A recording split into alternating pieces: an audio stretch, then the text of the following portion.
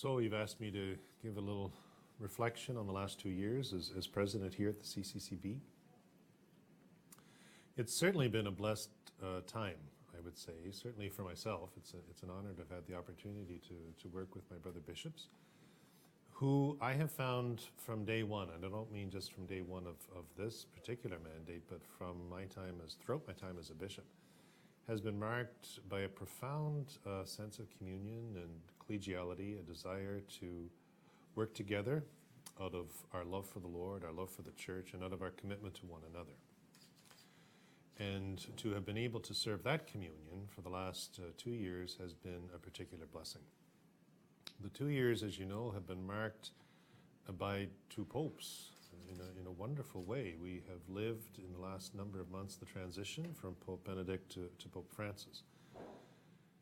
And under Benedict, we, together with all of the church, have received such a beautifully articulated and clarion call to the new evangelization, to place Jesus at the center.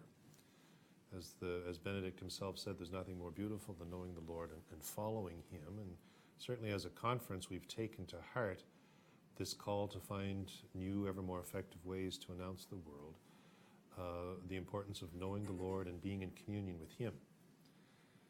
And the centrality of Jesus has been continued in obviously a clear way, in a beautiful way now, by Pope Francis. He is showing himself to be a very Christocentric, evangelical pope, which places him in direct continuity, of course, with Blessed John Paul II and Benedict. And as recently as in the famous interview now with the Jesuit Journals, has said that all that the Church teaches, the full depth and the beauty of her doctrine, can only be understood in the light of a personal relationship with Jesus, only in the light of a personal decision to make him the center of our lives, the master of our lives, our most important friend, and to follow him. And it's in that context that all else becomes clear. For this particular plenary, we have picked up on what is probably his most insistent point in all of his messages, and that is the need to be going to the periphery. And what are the Canadian peripheries? Well, this week we highlighted, and it's important to emphasize this, how family, specifically God's intention for the family, is becoming increasingly marginalized or placed on the periphery of our society's consciousness. The people of our First Nations, our brothers and sisters, in many ways continue to live on the periphery. The whole issue of religious freedom of conscience, an issue which, in the mind of the Church, is very much at the center, the heart of the good ordering of our society, but which, in the minds of many in government, in media, and so on, are peripheral issues. And we want to address those and continue to highlight how they are the center of our concern. These and other issues will continue to occupy the minds and the hearts of the bishops. But what I have found over this past couple of years, and what has been affirmed beautifully this past week, is the deep commitment of the bishops to continue to address them and to do so as a communion. As I listened to the interventions of the bishops through the week, and I shared this with them at the end of our session, I was really struck by the depth of wisdom and pastoral experience that exists among the members of this conference. It's something that we acknowledge with humility, because these gifts are those that come only from the Lord. We acknowledge them with gratitude, but we must acknowledge them and call forth those gifts from one another as we continue to find new ways to serve the Church here in Canada at all levels and in every circumstance, but in particular in those peripheral circumstances where the gospel impels us in a particular way. So it's been a wonderful blessing, and I'm quite happy now to hand over the reins to my brother and to allow the conference and our country to benefit from his gifts too. Merci beaucoup, Monseigneur Smith. Ce matin, nous avons, pour en finissant la plénière, nous avons eu l'occasion d'entendre 3 évêques de l'extérieur du Canada, un des Philippines, un de l'Amérique latine et un du Congo, de l'Afrique. Et ils sont venus nous parler des difficultés que leur peuple vive à cause des industries minières, dont la grande majorité sont de droit canadien. Et pendant que je les écoutais, je me suis dit, cet exercice que nous étions en train de vivre, elle est emblématique de ce que c'est qu'une conférence épiscopale. Depuis que j'ai été élu au poste de la présidence, j'ai fait plusieurs entrevues, on me demande c'est quoi la conférence des évêques? Qu'est-ce que ça fait une conférence d'évêques? Alors voici que nous étions les évêques du Canada, à peu près 80 évêques, en train d'écouter des frères évêques d'autres parties du monde. Un est président de la conférence des évêques de son pays, venir nous parler de ce qu'ils vivent et nous inviter, nous, à nous engager. Qu'est-ce qu'on peut faire, nous, ici au Canada, pour les aider? Tout ça a été coordonné par une de nos commissions épiscopales, la commission de justice et de paix de la conférence, en lien avec développement et paix. Et j'étais fier à ce moment-là. Je me disais, la conférence fait ce qu'elle doit faire. Elle permet vraiment l'exercice d'une collégialité affective. On sentait, j'ai parlé avec quelques évêques, je pense qu'à des moments donnés, nous étions profondément touchés, émus d'entendre ce que nous avons entendu ce matin. Et en même temps, une collégialité effective, dans le sens qu'elle nous invite à poser des gestes, elle nous invite à nous engager. Et nous le faisons chacun chez nous, mais aussi nous le faisons comme un groupe rassemblé, ce qui donne une force à notre action commune. Et en lien avec ce que Monseigneur Smith nous disait, c'est vraiment pour nous aussi l'occasion de toucher une autre de ces périphéries de notre monde, qui est le monde en voie de développement. Alors, oui, ce que nous avons vécu ce matin est emblématique de ce que la conférence essaie de faire au fil de l'année. Et on me demande quelles sont mes priorités. En tant que nouveau président, je dis mes priorités sont les priorités de la conférence. Le bureau de direction que je préside, président, vice-président, deux co-trésoriers, et toute l'équipe de gestion de notre centre administratif et pastoral, nous sommes tous au service des évêques du Canada, pour que les évêques puissent être accompagnés, soutenus, appuyés dans leur propre ministère comme évêques, et pour qu'ensemble, nous puissions avoir, on pourrait dire, un plus grand impact qui permet justement à l'Évangile de Jésus-Christ d'être connu, proclamé et vécu au cœur de notre monde.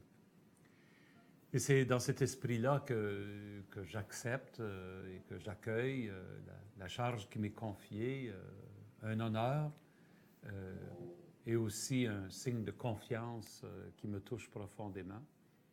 Et j'espère tout simplement être capable de me hisser au niveau du service qu'a accompli Monseigneur Smith durant nos 2 années ensemble. Il nous a donné un leadership formidable, extraordinaire, enraciné dans l'Évangile de Jésus-Christ. Et j'espère être capable de continuer dans la voie qu'il a tracée. Et avec ça, je pense que peut-être on peut prendre quelques questions, si vous en avez, en français, en anglais, à l'un ou à l'autre, comme vous le désirez.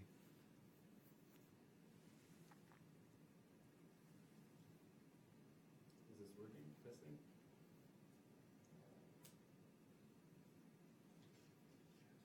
Yeah, okay. Archbishop Durocher, I'm just wondering if you could say a few words about the session this morning for English viewers. Particularly, what was the Canadian bishops' response to the general message or the presentation that these 3 other bishops from different parts of the world brought? So we had this presentation this morning from bishops from 3 parts of the world, 3 continents, to come and speak about the impact of extractive industries, mining particularly, on the people, on the environment. They kind of, they made us aware in a global way of the reality on the ground, at the same time of the involvement of their own Episcopal conferences and what they are trying to do to help their own people in the struggles, both social, political, economic, and spiritual, that they are facing because of some of the negative impact of the practices of some of these industries. They're all saying we all want mining. We're not against mining. You know, we wish mining was done the same way that it's done in Canada. So that was a clear message. I think it was well heard. At least some of the questions were asked by the bishops afterwards to clarify, to go a bit further, to help us understand. There was a great attentiveness. Now, we will continue this process because these bishops are staying in Montreal for the weekend. I, myself, with members of the Justice and Peace Commission, will be meeting with them all day tomorrow to better understand, to integrate more fully what they are trying to share with us, and to start thinking about how we could move this forward within our own country here in Canada.